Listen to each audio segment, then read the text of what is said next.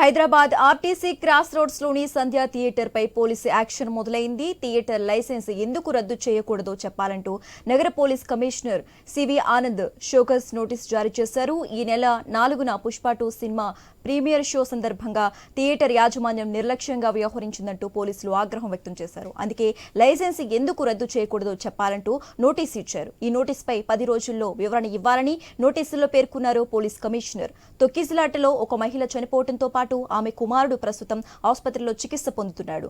ఇదే కేసులో ఇటీవల హీరో అల్లు అర్జున్ అరెస్టు కావటం, మధ్యంతర బెయిల్తో బయటకు రావటం పెద్ద చర్చగా మారింది. ఇప్పుడు థియేటర్కు షోకస్ నోటీసు ఇవ్వడంతో ఈ అంశంపై మరోసారి చర్చ మొదలైంది.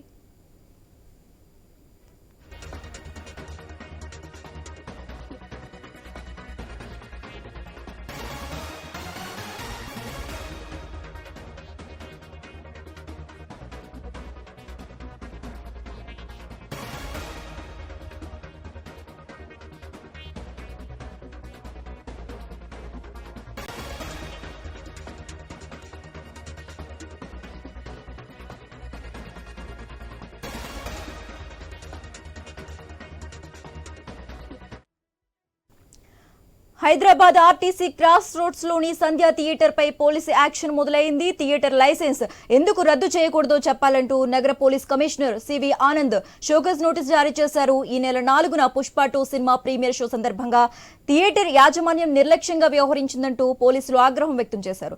అందుకే లైసెన్స్ ఎందుకు రద్దు చేయకూడదో చెప్పాలంటూ నోటీసు ఇచ్చారు. ఈ నోటీసుపై 10 రోజుల్లో వివరణ ఇవ్వాలని నోటీసుల్లో పేర్కొన్నారు పోలీస్ కమిషనర్. తొక్కిసలాటలో ఒక మహిళ చనిపోవడంతో పాటు ఆమె కుమారుడు కూడా ప్రస్తుతం ఆసుపత్రిలో చికిత్స పొందుతున్నాడు. ఇదే కేసులో ఇటీవల హీరో అల్లు అర్జున్ అరెస్టు కావటం, మధ్యంతర బెయిల్తో బయటకు రావటం పెద్ద చర్చగా మారింది. ఇప్పుడు థియేటర్ కు షోకస్ నోటీసు ఇవ్వడంతో ఈ అంశంపై మరోసారి చర్చ మొదలైంది. రైట్, ఇక ఇదే అంశానికి సంబంధించి మోర్ అప్డేట్స్ మా ప్రతినిధి రవిచంద్ర ఫోన్ ద్వారా అందిస్తారు. రవిచంద్ర,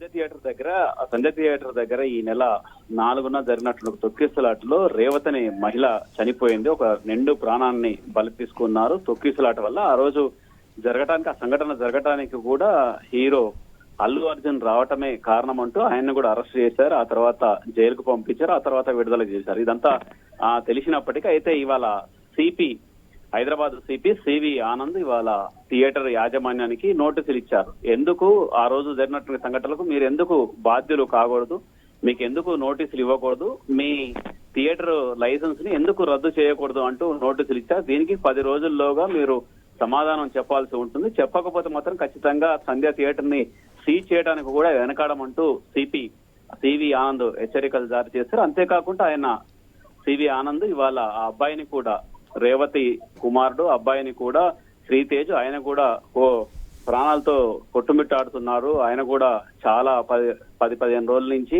ఈ నెల 4 నుంచి ఆయన కూడా ఆక్సిజన్ అందకపోవడంతో బ్రెయిన్ లో కొన్ని న్యూరాన్స్ దెబ్బతిన్నాయి, కొన్ని బ్రెయిన్ లో నర్వ్స్ దెబ్బతిన్నాయి. దాంతో ఆయన కూడా ఆక్సిజన్ అందకపోవడంతో కోమలకు పోయిండ్రు. ఆయన ఐసీయూలు ఇంచేసి ట్రీట్మెంట్ ఇస్తున్నారు. ఆయన బతుకుతారా లేదా అనేది 2 రోజుల క్రితమే సీరియస్ గా ఉందంటూ చెప్పారు. 72 గంటల తర్వాత చెప్తామంటూ డాక్టర్లు చెప్పారు. 72 గంటలు కూడా అవుతుంది. అయితే అదే స్థాయిలో ఉంది. గతంలో ఎట్లయితే ఆరోగ్యం ఉందో శ్రీతేజ్ ఆరోగ్యం ఇప్పుడు కూడా అలాగనే ఉందంటూ డాక్టర్లు చెప్తున్నారు. ఆ అబ్బాయిని కూడా పరామర్శించారు సివి ఆనంద్. పరామర్శించిన తర్వాత అటు థియేటర్ యాజమాన్యం కూడా నోటీసులు ఇచ్చారు. ఎందుకంటే ఈ సమస్య చాలా జటిలంగా ఉంది. ఇంకోటి ఏంటంటే సామాజికంగా చాలా చాలా సెన్సిటివ్ విషయం. ఎందుకంటే ఒక మహిళ చనిపోయింది, ఒక తల్లి చనిపోయింది, తల్లితో పాటు ఆ కుమారుడు కూడా ఈ విధంగా ప్రాణాలతోటి కొట్టుమిట్టాడుతున్నారు, ఆయన కొనవైపుతో కొట్టుమిట్టాడుతున్నారన్న విధంగా ఉందని చెప్పుకోవచ్చు. ఎందుకంటే ఇప్పటికీ ఎలాంటి స్పర్శ లేకపోవడం, ఏ డాక్టర్లు కూడా ఏమీ ఇప్పటి వరకు చెప్పలేకపోవడం, ఆయన ఆరోగ్యానికి సంబంధించి క్లారిటీ ఇవ్వలేకపోవడం బట్టి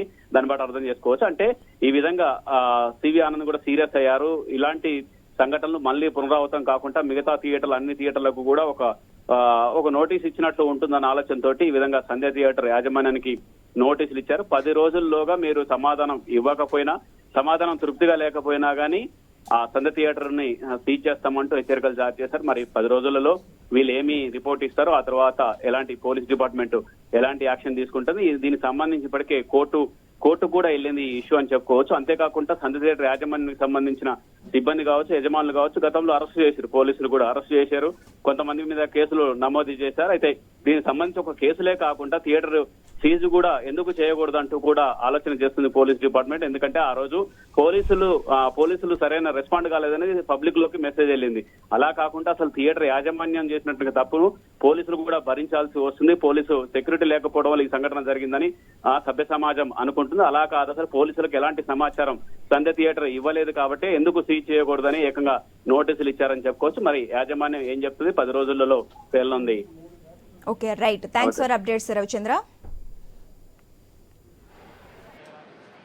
ముఖ్యంగా ఆ రోజు జరిగిన తొక్కిసలాటలో శ్రీతేజ్కి బ్రెయిన్ డ్యామేజ్ జరిగింది. ఆక్సిజన్ అందక హైపోక్సియా బ్రెయిన్ డ్యామేజ్ అంటారు, అది జరిగింది. సో దాని నుండి రికవరీ కావడానికి సమయం పడుతుందని డాక్టర్స్ తెలియజేయడం జరిగింది. ఈ ట్రీట్మెంట్ కొద్దిగా సుదీర్ఘంగా సాగే అవకాశం ఉంది. టెక్నికల్ ఆస్పెక్ట్స్ ఏవైతే ఉన్నాయో అవి తొందరలో డాక్టర్స్ టీం ఒకటి రివ్యూ చేసి ఒక బులెటిన్ లాగా వాళ్ళు ఇష్యూ చేస్తారు.